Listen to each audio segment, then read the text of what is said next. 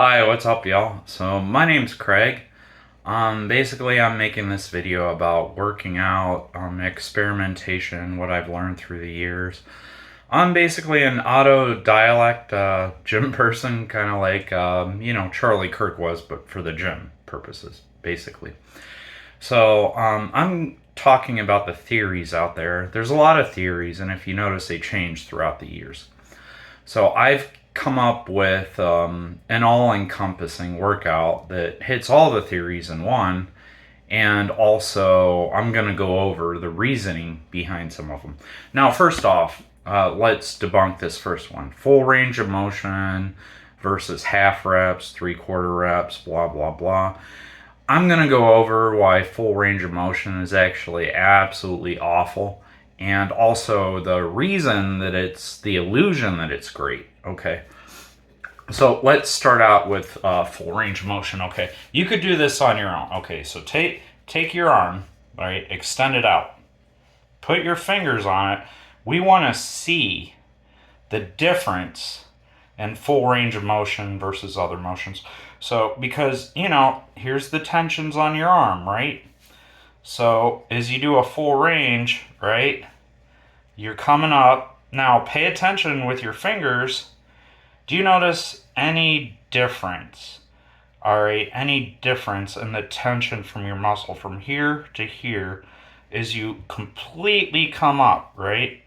Now, let's do this. Now let's go halfway, right? All right. Just you're trying to feel to see if there's more tension, right? If there's more tension. You know what? It all feels the same to me. It all feels the exact same. Now, while we're on this, let's do another theory about different arm angles to hit different parts of the bicep, which is kind of funny because the bicep's bilateral. So some people say that the gravity affects stuff differently. Okay, so we just did, arm straight down. Now let's do it like we have an angle on this, right? So feel that. Feel that. Do you really notice any difference? Like you're feeling to see if this is different than that. It feels the same. All of it's contracting. I feel contractions all the way down from here down. But do you feel any tougher contraction in any different part because you did it at different angles? I don't notice a difference. And so now, here's the thing though. Here's why full range of motion I mentioned is an illusion. Here's the illusion. Because the real reason that you get better benefits is time under tension. Think of that. Time under tension. Keep that in your mind. It's crucial. When you do a full rep, that's more time under tension, right? Because you're going all the way up. When you do a half rep, that's less time under tension. It's about the time under tension. It's not about the motion itself. And here's why I'm going to tell you that full reps are absolutely awful for you. Here's why. A full rep, you're locking out and you're resting. You're resting right here. As you're doing them, you come down, you're resting. You give a rest period. So, and you're screwing up your joints. You're locking out. Now, 3/4 reps, you're not resting, right? So the tension is stayed right here. You're not resting. And you're also not locking out and fucking up your joints, which is super important, right? So let me tell you this. To make up for the fact that this is more time under tension, doing it this way versus this way, there's different ways to do it. You could go slow. You just go slower to make up for time under tension. You can do that. You can add an extra rep or two at the end, because that's more time under tension. An extra rep or two is an extra time under tension, is it not? Don't listen to these people that say that extra reps don't matter. Bullshit. I mean, are you benching 5,000 pounds? If the only way to progressive overload is through heavier weight every time, you're doing 1 rep maxes every time, and you're probably benching like 5,000 pounds in like the first year. I mean, how can you go up every single week? But you can occasionally add an extra rep or two. That's easier to do. It's sufficeable. It's realistic. And even half reps are fine. You can even half reps are fine. I don't know why people think if I have to do a full rep, you don't. And don't be scared to embarrass yourself and look different in the gym. I don't give a fuck. And if it bothers you, just grab stuff and work out at home. So it's about time under tension. So next theory, weight, I agree and disagree with people. People say you have to have heavy weight, and here's where I agree. If you start out light, it's about your struggle reps. This is what I've learned on myself. Your struggle reps, maximize stuff. And also there's some common sense to this. I'm going to tell you the common sense part. So struggle reps, you sit here, you fuck around. It takes 12 reps before you're putting effort into it. It's about your effort reps. It's about your effort reps, right? So I agree that's a little bit of a waste of time. So here's how I do it. I do drop sets. And I only do drop sets on machines. I don't 85 to 90% of my workouts are all on machines. I occasionally do free weight to get the flexor muscles, but free weight is really rough on your joints, on your flexor muscles. It's very rough. And I like to fatigue myself down, so by the time I do get to the free weights, I'm not doing super heavy free weights, which is more weight on my joints, on my flexor muscle. Being fatigued and lifting, it's all about that effort. It's not necessarily about the amount of weight, it's about effort, right? And so what I do is on drop sets, I'm going to give you an example. This is an all-encompassing. This encompasses half reps, 3/4 reps. It encompasses everything. So I'm going to go on a military bench press machine, right? And I'm going to start out at 300. And at 300, I'm going to do about 5 reps, like 5 half reps, right? Then after that, I'm going to peg down immediately without resting. I'm going to do 290, and I'm going to do about 5 reps. Now, here's what's cool. Because they're only half reps. Now, right now, that's all I can do. I can only do half reps. I'm not quite strong enough to do more than 300 for like 3/4 reps or full reps. But now on machines, you can do full reps, by the way. But anyways, so it gives you a chance to improve each time, right? So if I can only do half reps, eventually I'm going to get strong enough where they become 3/4, and then they become full. So it gives me a point where I can improve while doing the same thing. But anyways, so I drop down to 290. I'm doing 5 reps. Then I drop down to 280. Now, because I dropped down to 280, now I'm extended practically up to 3/4. And then 270, I'm doing like full rep, right? Full rep at 270. And now, because I'm doing a full rep with 5 reps, time under tension, right? Added reps is more time under tension. So now at 270, instead of doing 5, I bust out 6. You keep going down. You just keep going down. You peg down 10 at a time. Now to start out, you might have to peg down 30 pounds at a time because, you might... It took me a while to get to 10-pound increments. But anyways, you just keep pegging down. And as it gets too easy, add an extra rep. And here's another thing.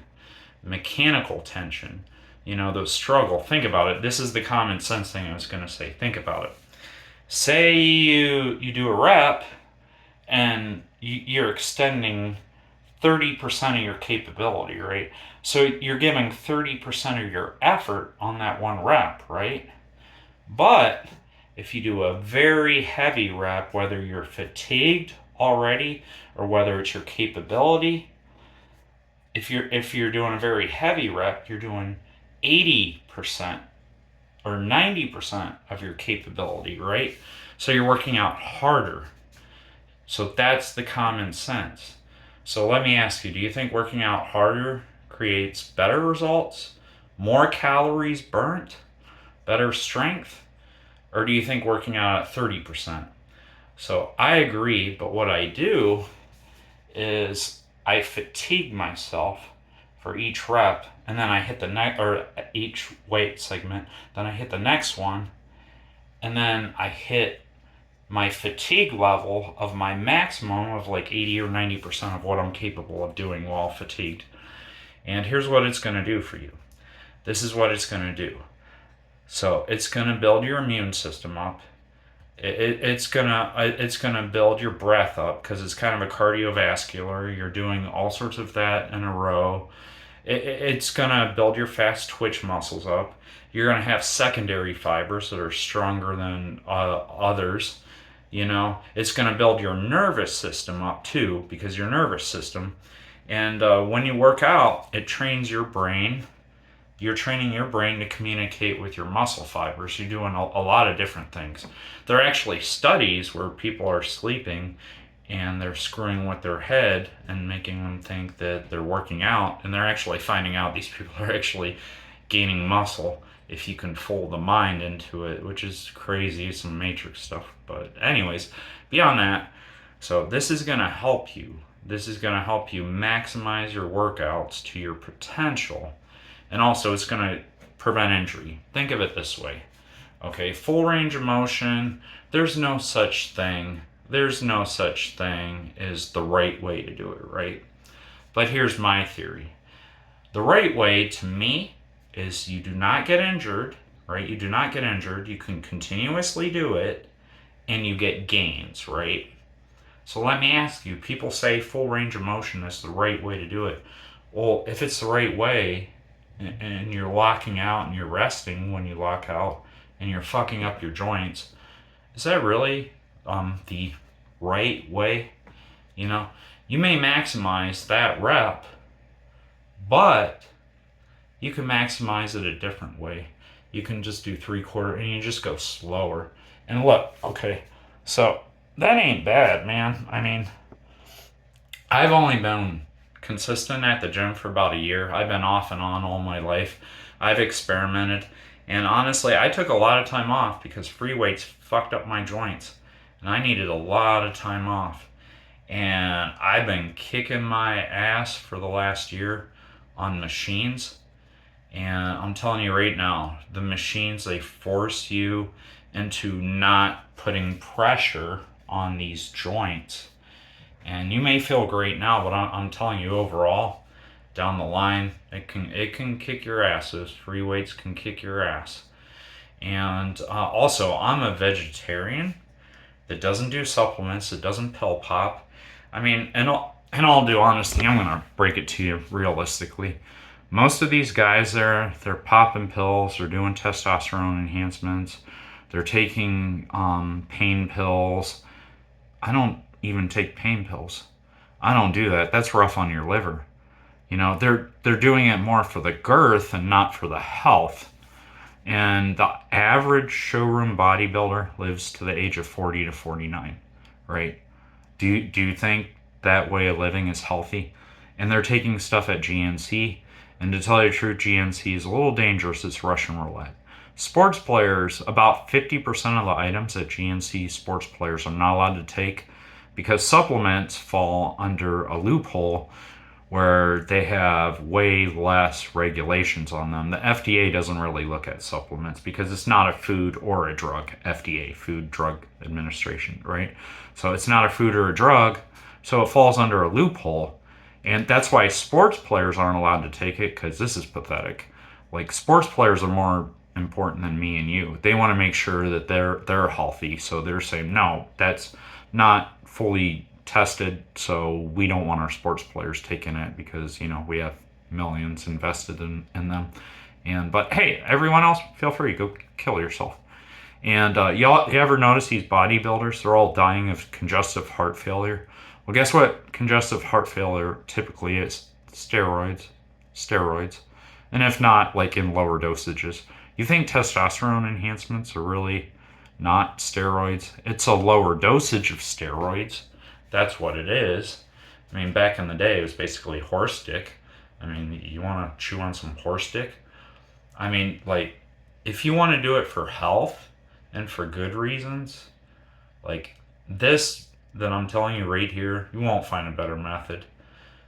you won't get more bang for your buck. If you do this for 30 minutes, this will beat a person's 4 hour workout. So whatever you do, drop set it on machines, bicep curls, whatever. Drop set it on machines. Start at your heaviest weight. I don't know. You choose. You want to start at 1 rep max, okay? Then you peg down, and eventually you get to 2, 3 reps as you peg down. Remember, the if you can, bust out an extra rep, more time under tension, and keep that intensity. I usually do 4 to 5 reps. It's up to you. I mean, you could do 1 rep. You could have it so tough. You do 1, peg down, 1 again, peg down, 1. Then after you peg down again, maybe like, okay, now I can do 2, you know? But I mean, that intensity, but the time under tension, pay attention to that. And struggle reps. I'm not talking like, you know, I'm just talking about if you have to struggle too much, then just go a little lighter. But you do want to struggle. And that's how you keep your 80-90% capability of your strength that you're pushing, and it maximizes calories burnt, because who cares if you only do 1? You're gonna peg down and you're gonna do more, and you're gonna peg down and you're gonna do more. You're gonna get your reps in, and they're gonna be struggle reps. And you know what? You're gonna get a fucking pump. You're gonna get a pump. Your forearms are gonna be on fire. Dude, I don't even bother to work out my forearms. They're not bad. You know, I don't bother to work out my forearms because the drop sets, you're using your forearms so much you're getting a workout. Your forearms will be on fire for like 6 months once you start doing this. It took me like 6 months to get used to it. So if you want a better immune system, you want better breathing, you want better fast twitch muscles, you want strength, it will get you strong. Do not let people fool you. Oh my God, you did a lot of reps. No, bullshit. You'll get strong. You may not get Arnold Schwarzenegger strong because, you have to pill pop usually for stuff like that. But who knows? I mean, I've only been doing it for a year. Does that not seem like bad for 1 year? Does that not seem bad? I mean, like, dude, like, I'm not a small guy. And now, like I said, I took 8 years off, so to be fair, I did work out prior. But I mean, 8 years off, you lose gradually. And I didn't lose like people, because when people are taking stuff like creatine, it overhydrates you with water. Once you stop working out and you stop taking that stuff, because you're not taking that stuff anymore, your water is gone. I didn't lose like 50 pounds in like a few months because I quit working out, because I have real muscle. All of me is real muscle. None of this is supplements. None of this is creatine. None of this is testosterone enhancements, TRT, gear. I'm in it for the health. What are you in it for?